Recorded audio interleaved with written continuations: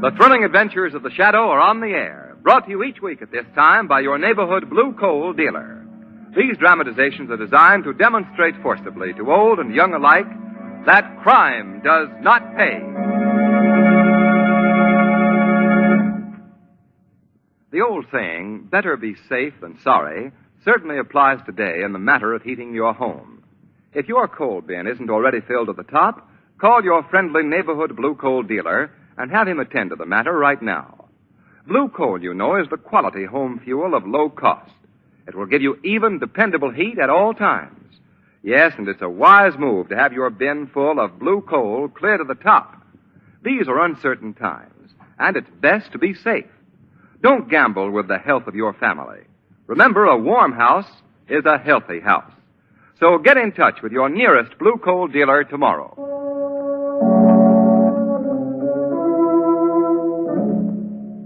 The Shadow, mysterious character who aids the forces of law and order, is in reality Lamont Cranston, wealthy young man about town. Several years ago in the Orient, Cranston learned a strange and powerful secret. The secret of hypnotic power to cloud men's minds so that they cannot see him. Cranston's friend and companion, the lovely Margot Lane, is the only person who knows to whom the voice of the invisible Shadow belongs. Today's drama, The Case of the Three Frightened Policemen.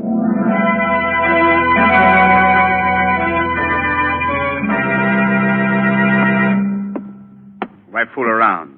You got to get up early in the morning to put one over on Jerry Rowan. I got you right where I want you. Now you take your orders from me or... Stop that walking up and down. You make me nervous. Well, what's your answer going to be? You going to pay your little gambling debt to Jerry Rowan? Are you? Now listen. Listen to me. It's all right. Don't come any closer. Stay from me. You can't kill Jerry Rowan.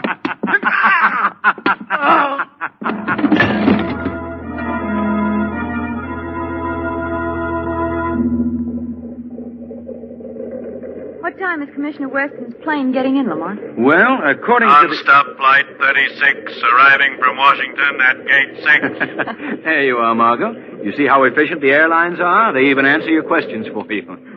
Gate 6 is up this way. Do you think Commissioner Weston's going to be difficult to persuade? You know him as well as I do, Margot. But he'll never forgive you for sending that telegram with my name on it. Oh, here we are. Gate 6. Yeah. And that would be the commissioner's plane. Flight 22 from Chicago, arriving at gate 3. Look, Lamont, there's the Chicago plane coming in, too. Don't they come in fast, though? Mm-hmm. Oh, Lamont, look. What are you staring at, Margot? You act like you've never seen a plane before. Well, I'm not looking at the plane, Lamont. I was looking at that man over there at gate 3. Isn't he the man who we heard asking for Commissioner Weston? Where? Oh, yes, so it is. Oh, we ought to tell him he's waiting at the wrong gate for the commissioner. You'll probably discover his mistake before we could get to him, Margot. Oh, there you are, Cranston. Miss Lane. Hello, Commissioner. Did you have a nice trip? No, thanks. I just had one. Oh, Commissioner, that's an old gag. Well, it's not as old as that telegram gag you sent me, Cranston. Come immediately. Very important. What did you mean by that? What did you mean by that? It was Margot's idea. She sent it. Margot sent the wire? Commissioner, you know that I belong to the Social Welfare Association. Now, what has that got to do with this? Well, I promised that I'd get you to speak on crime prevention. It's cause and cure. What? Curing crime prevention? I don't blame you, Commissioner. It sounds a little mad to me, too. A speech on crime prevention. Oh, well, please say you'll do it. I gave my solemn promise that Well, you'd this be is there. the limit of all the nonsense. You're making a mistake. I'm not Tom Vitor. Aren't you? What's that over there? Well, if you're not Vitor, you can prove it later at headquarters. There seems to be some trouble, Commissioner. Yes, it does. Why, that's the man who was looking for you, Commissioner. Looking for me, huh? Oh, he just picked up someone. All right, folks, stand back there. Let me through. Don't mind me, please. Make way there, please. Let me in there. Hey, you can't do this to me. What's going on I can't here? do this. Oh, Commissioner Weston. I just picked this guy up coming in from Chicago. Fine. Who is he? Incidentally, who are you? Detective Sloan of the Detroit Force. And this is the murderer of the gambler, Jerry Rowan. His name is Tom Vitor. I'm not Vitor. Commissioner, look at this photograph in this police circular. Is this Vitor? It's just a similarity, I tell you. Wait a minute. Similarity, huh? Come on, Vito. We're going down to headquarters. Let us through here, please. Commissioner, wait! Commissioner, I've got to talk to you. Come on, Vito. But the social welfare is going to... Oh, Don. What's the matter, Margot? Did the Social Welfare Association lose its principal speaker? Not yet, it hasn't. I'm going to follow Commissioner Weston right to police headquarters and get him to say that he will speak tomorrow night.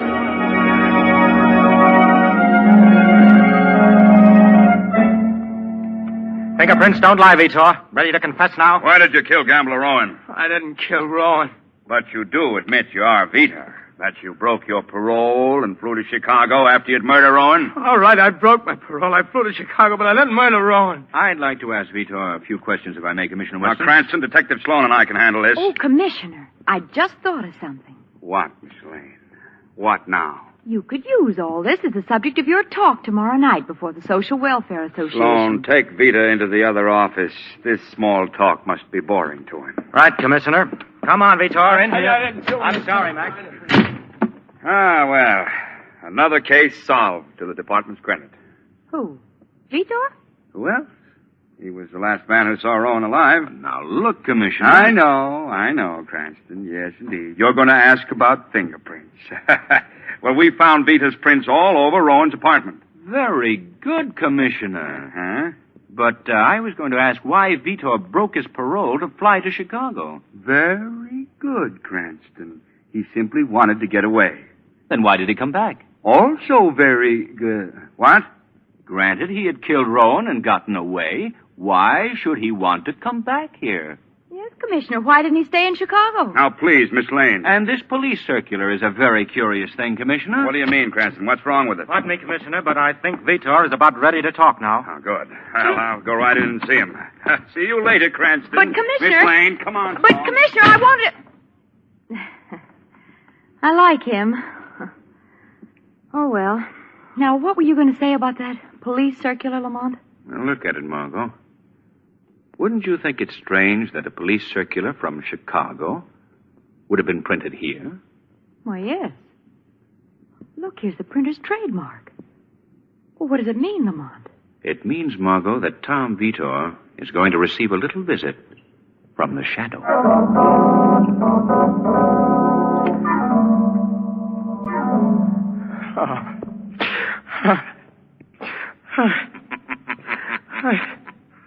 Tom Vitor. What's that? I heard a voice.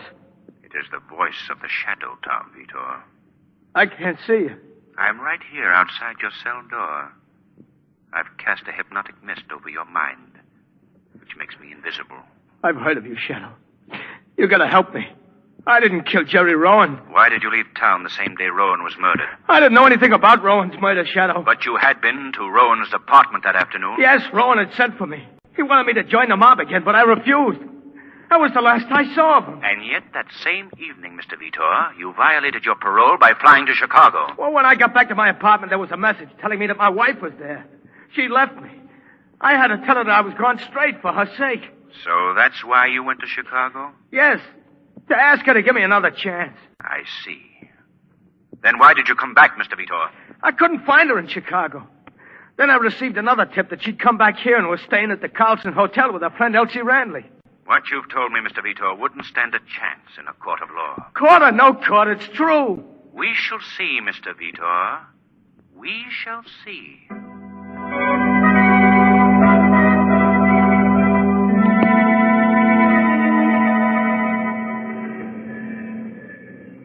Lamont, did you find anything out from Vitor? I don't know yet, Margot. Oh, by the way, where's Shrevey? He's waiting in his cab around the corner. Well, let's find him. All right. Oh, I'm getting hungry, Lamont. Do you think you could possibly buy a poor little starving social worker some dinner? Well, I shall buy a poor little starving social worker a big dinner. Oh, Lamont. Later. Oh, Lamont. Right now, the Shadow is going to call on Mrs. Tom Vitor and her friend Elsie Randley at the Carlson Hotel. Oh, well, then we could have dinner there, couldn't we, Lamont? Oh, why, yes, we could. Later. Oh, Lamont! Down, Margot. They're firing at us. Oh, we can get off the street now, Lamont. Looks like the shooting's over. Lamont. Lamont! Well, he's been hit. What's the matter, lady? Get a doctor quickly. He's been shot.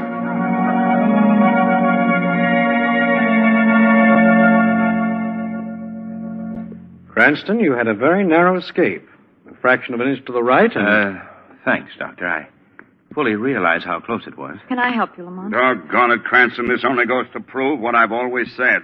Amateurs shouldn't meddle in police work. Now, you leave him alone, Commissioner. Can't you see he's still weak? What were you doing outside police headquarters in the middle of a gunfight anyway? Commissioner, I wasn't in the middle of a gunfight. I was the target. And if you ask any more questions, you're going to be my target, Please, Commissioner. please. Who's out for you, Cranston? I have a hunch it's got something to do with Tom Vito and the Rowan murder. So Vito shot at you, huh? We've got him under lock and key. No, it wasn't Vito who took a shot at Now, me. look here, Cranston. Vito is the killer, and that's that. Let's not confuse... Commissioner. What is it, Sloan? Vito has hanged himself from a water pipe in his cell. Hang What? himself? No. Such a thing is impossible. Well, I'm telling you, Commissioner. Just a moment. Then it would appear Vito took his own life? Obviously. Oh, yes, that's right. His only out was to cheat the chair. Well, gentlemen, if Vito committed suicide, we have a horse here of a decidedly different color.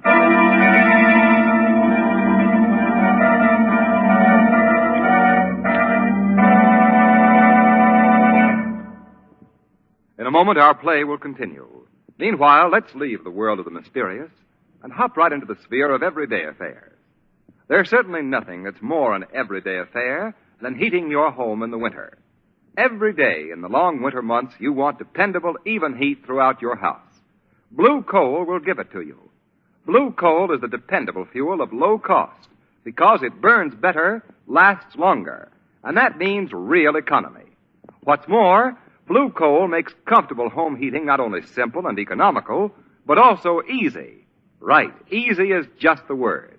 You see, blue coal is delivered to your home in exactly the right size for your heating plant. Then, too, the new automatic blue coal heat regulator cuts out those frequent damper-adjusting trips you're probably familiar with. Cuts them right out because it automatically opens and closes the dampers on your furnace and keeps every room at an even temperature. Get in touch with your reliable neighborhood blue coal dealer right away. Ask him to come out and discuss your heating situation with you. You'll find him a genial, well-informed businessman. A number of people impressed by this have told us blue coal is represented by an especially fine group of men. This is true, and something every dealer is proud of. So look under the words blue coal in the yellow section of your classified phone directory and call your neighborhood dealer tomorrow. Now, back to the Shadow.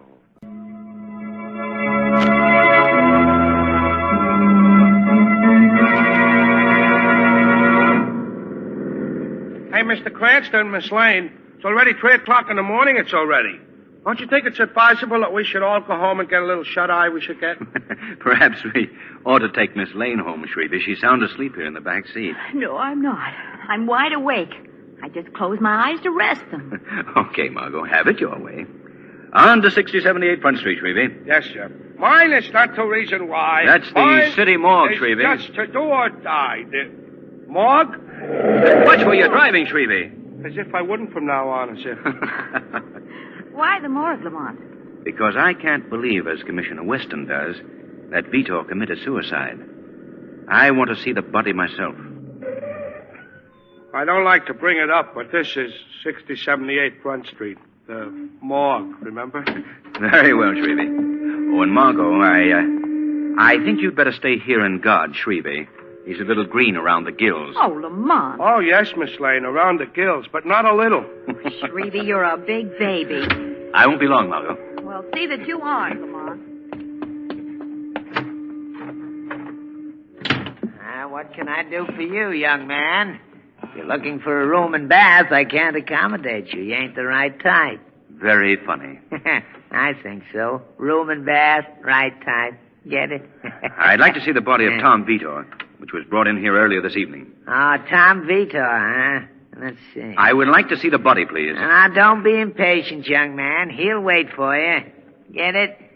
He'll wait for you. I get it. Now, will you please take me to the body? Oh. No sense of humor. All right this way. Don't be surprised if he don't recognize you because he... Oh, no, you wouldn't appreciate it. Yes, here we are. Let me see. All right, step in. Thanks. Now, let me see. I think we have your friend packed way up here. Yeah. Here's your friend, mister, tucked neatly away on his little trundle bed of ice. You want to look? Yes. Just as I thought. What? This man didn't die of hanging. Death caused by strangulation at his own hands, it says here. I don't care what it says there. He didn't commit suicide. Tom Vitor met his death just as Jerry Rowan did, by murder. Did you learn anything at the morgue, Lamont? Enough, Margot, to know that the Shadow's next step is to have Mrs. Tom Vitor identify her husband's photograph, which appears on this forged police circular. Hello? Hello? Oh, all right, operator. I'll call later. Oh. Whom were you calling on the phone, Mrs. Vitor? What? Thought I heard a voice. It is the Shadow's voice, Mrs. Vitor. Who are you? I can't see you. I've clouded your mind with a hypnotic mist, making me invisible to your eyes. Oh, I see. But why have you come here, Shadow? Because I know that you can tie up several loose ends of a mystery. Well, I don't know how I can help. You can help by telling me who you were trying to reach on the telephone just now. Why, it was Elsie Randley, my roommate. She's staying with me here. She hasn't returned home, and I just got worried. I see. Look at the picture on this police circular, Mrs. Victor. Oh, it's Tom, my husband. Have you ever seen this particular photograph before? Yes. I took it about 5 years ago. Before you decided to divorce your husband, Mrs. Vitor? You know that, too? I do. Why did you run away, Mrs. Vitor? Well, my love for Tom had died. And you fell in love with somebody else? Yes. Why didn't you explain everything to your husband? Oh, I wanted to, Shadow, but I was persuaded not to. I'll go to him now. He'll understand. No, Mrs. Vitor. It's too late now. Too late? Your husband is dead. Oh, no. No. Your husband was murdered. Tom was... Murdered, Mrs. Vitor. And you can help me catch his murderer by telling me who could have obtained the photograph which appears in this forged police circular. Yes. Yes, Shadow. The only person who could have stolen that picture from me is... Oh! Mrs. Vitor! Oh. Mrs. Vitor! I knew he'd do this. He's very determined, Shadow. Who, Mrs. Vitor? Who has done this? I can't tell now, Shadow. 'Cause it'd haunt me even after death. Even after death.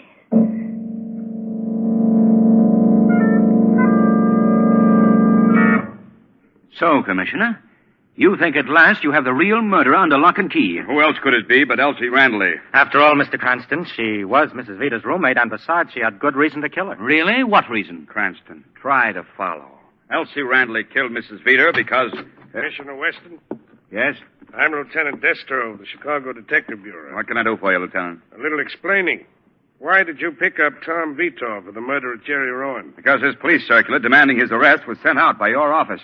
That circular was forged. What? Just what I was trying to tell you, Commissioner. The real murderer was trying to throw suspicion on Tom Vitor. So what? The murderer is Elsie Randley, and I've got her in the state prison. You think so, Commissioner? Sure. She killed Rowan because he gave her the brush off. She used to be his girlfriend. Then she killed Mrs. Vita because she was afraid Mrs. Vita would Spill it to the police. Simple enough. There's just one little point you gentlemen seem to have overlooked. What? Who killed Tom Vitor? He killed himself. Commissioner, Tom Vitor was beaten to death in the same way that Rowan was. What? It was a very professional job. You couldn't tell his head had been bashed in unless you examined it very carefully.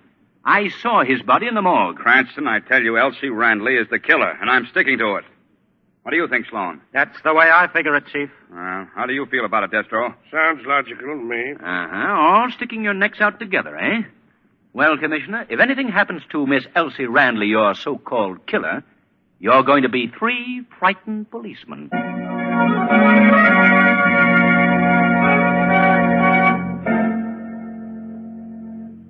Lamont, are you sure that Elsie Randley is completely innocent? Margot, I think she's innocent, but I have reason to believe she knows the name of the murderer.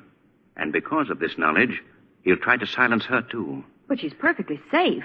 She's locked up. That didn't save Tom Vitor, Margot. We've got to protect her. Now, look, I want you to go to the state prison and get to Elsie Randley's cell while I trail Detective Destro. I don't care how you get to her cell, but do it. Her life depends on it.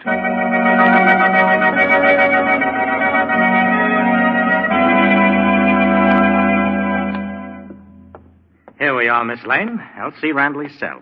It's dark in here at this time of night. Yes. Oh, now, before we go in, I must warn you again that neither the warden nor Commissioner Weston know that I'm letting you see Miss Randley. It would mean my job if they did. Oh, I understand, Detective Sloan. Go in, please. Thank you. Who's your friend, Detective? Miss Randley, meet Miss Lane. You two are going to be together a long time. What do you mean? I'm getting sick of this whole thing, Sloan. I don't want to go to the chair for... Somebody else? Well, then tell us who the real murderer is, Miss Randley. Don't shield a killer. I don't squeal, sister. But you will, Elsie. Oh, no, I won't. I gave my promise. You'll break your promise, Elsie, when the electric chair stares you in the face. Oh, he's right, Miss Randley. Tell the police what you know. Yes, Elsie, tell. You can tell Miss Lane everything. Are you kidding? Elsie is trying to say that I'm the killer, Miss Lane. You're the killer. Yes. I killed Rowan because I owed him a gambling debt and couldn't pay it. What? So I sent Vitor to Chicago on a wild goose chase to find his wife. That way, I pinned the murder on him. Are you crazy? Spilling that, Sloan? But the police circular. I had the phony circular made up in order to grab him when he got off the plane.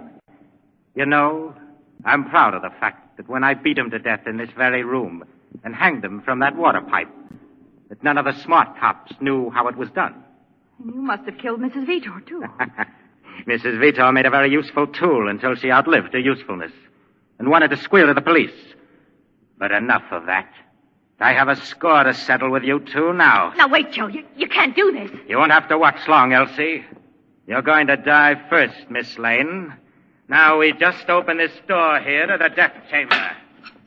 Well, that's the electric chair in there. Sloan, you can't do this. No, help! Help! Someone! Scream all you want, Miss Lane. We're quite alone here. No one will hear you. What are you going to do? Aren't you both rather impatient? Mr. Cranston will stop you. He'll... I promise my shots won't miss that meddler the second time. And now, Miss Lane, into the electric chair you go. Oh, no! Oh, yes. No! Yes. No! Yes. Stop. There, now. Now to tie the strap. Oh, no, you don't, Sloan. Pick up behind me, will you? You... I don't think so. Oh. Too bad, Miss Lane, that I'm your only audience now. That I'll be a very appreciative one. And now to pull the switch. It generates a little power. Oh, no! No, please! Please. Oh, And this no! little switch will complete the job. No! Dead so soon, my dear? You spoiled my fun. I didn't even pull the switch. Well, a little extra juice won't hurt you. I just have to... Not so fast, Detective Sloan. My voice, my arm. Who holds my arm? The shadow murderer. What have you done to Miss Lane? Something that even you can't mend, Shadow. Sloan, your life of crime is at an end. If it is, I won't pay the police for the deaths of Rowan and the Vitors, and above all, Miss Lane. The privilege of taking my own life rests with me. Get away from that master switch. Thanks not, Shadow. I'd rather go this way.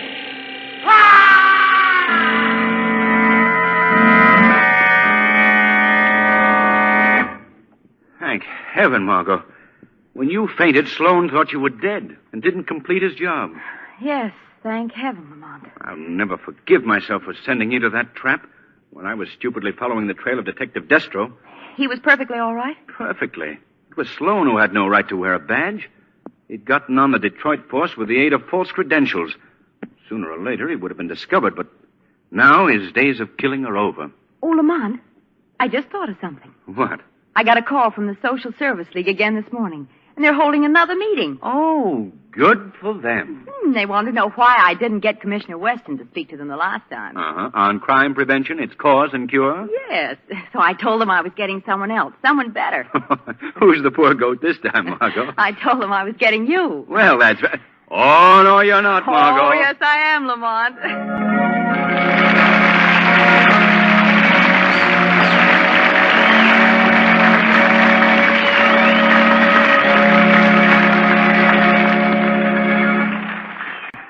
In a moment, we'll bring you a real-life episode proving that crime does not pay. First, I'm sure you'll be interested in hearing from Blue Coal's distinguished home heating expert, John Barclay.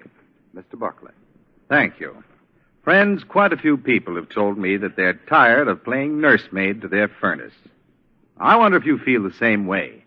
You must if you find it necessary to hop down to the basement several times a day to fuss and fool around with the furnace, adjust the dampers, and try to wheedle a good supply of heat out of a lazy fire. Now, all that's unnecessary. It certainly is. Actually, when you know the correct method of operating a furnace, the whole thing is perfectly easy. Now, here's my suggestion. Get in touch with your neighborhood Blue Coal dealer and ask him to send a John Barclay-trained serviceman to your home right away. This man will teach you correct furnace operation in a jiffy and at absolutely no charge. It won't cost you a cent, and you need feel under no obligation. Homeowners the country over are making use of this free and exclusive Blue Coal dealer service. So why don't you? Decide right now to call your Blue Coal dealer tomorrow. He's listed under the words Blue Coal in the yellow section of your classified phone directory. You'll find it pays to get acquainted with the Blue Coal way. Thank you.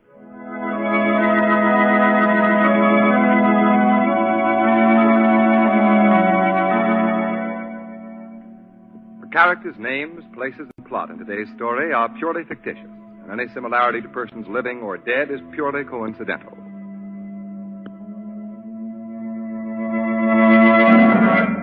Direct from real life, we now bring you conclusive proof that crime does not pay. It is 4 p.m., November 7th. Anthony Tyshan, 26, leader of a hold-up gang, is on his way to a meeting of the mob. He says to himself, So the cops think they know something, do they? They put out posters.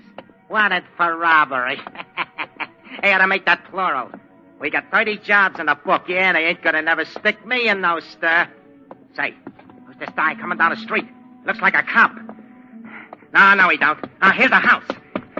Right through that plate glass window. He's coming after me. He's a cop, all right. Well, I'll go through the house and out the back door. You think you can get away so easily, Anthony Tyshan? No, indeed. The law will follow a criminal to the ends of the earth. I gotta get out of here. He's gonna catch me. I'm going through this window. So, sprawled out and dying, with a bullet in his back, another gangster criminal wrote finish to a brief career of law defiance. The weed of crime bears bitter fruit. Crime does not pay. The shadow knows.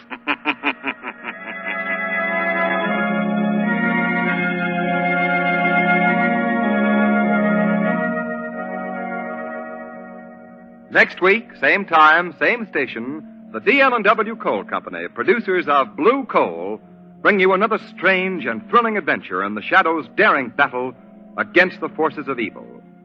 Be sure to listen, and be sure to phone your neighborhood Blue Coal dealer for greater heating comfort at less cost. Remember, keep the home fires burning with Blue Coal.